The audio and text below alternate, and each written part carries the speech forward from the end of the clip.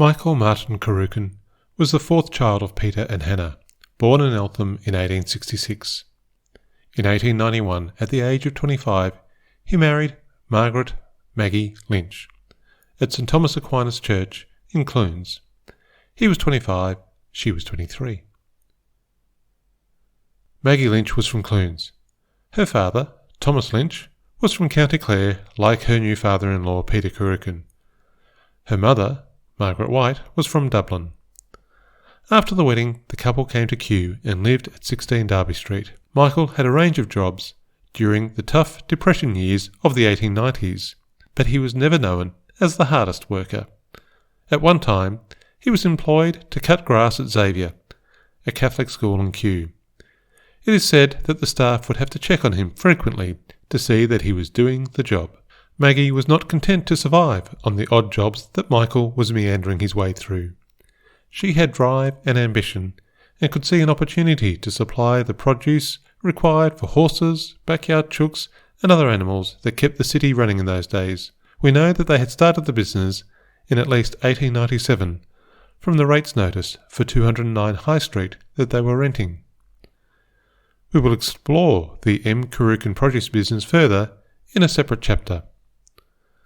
Michael and Maggie would raise a family of 6 children: Tom, Frank, Mona, Madge, and Kathleen. Michael was known as a fun man who enjoyed dancing an Irish jig, often when he was having a beer at the Prospect Hill Hotel. He was also friendly with the infamous John Wren, one of the big men of Melbourne, and he may have had some horses running at the old Richmond racetrack, owned by John Wren. Margaret, however, was sterner.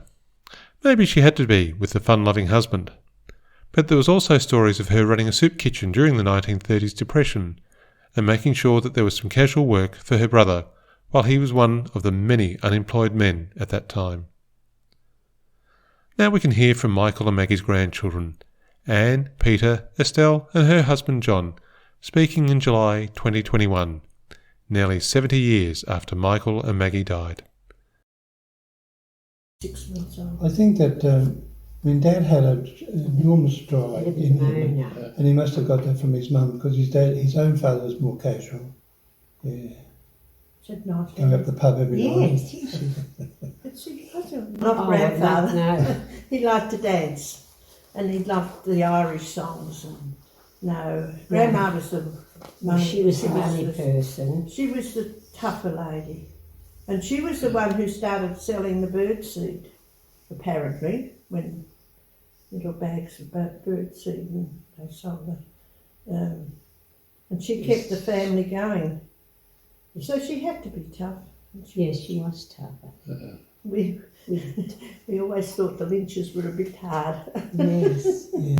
Michael and Maggie celebrated their 60th wedding anniversary in 1951 at their home at 360 High Street, above the business. It was an event noted in the Advocate, and there was even a small mention in the Age. Michael would die aged 88 in 1954, and Maggie died 2 years later, also aged 88, in 1956.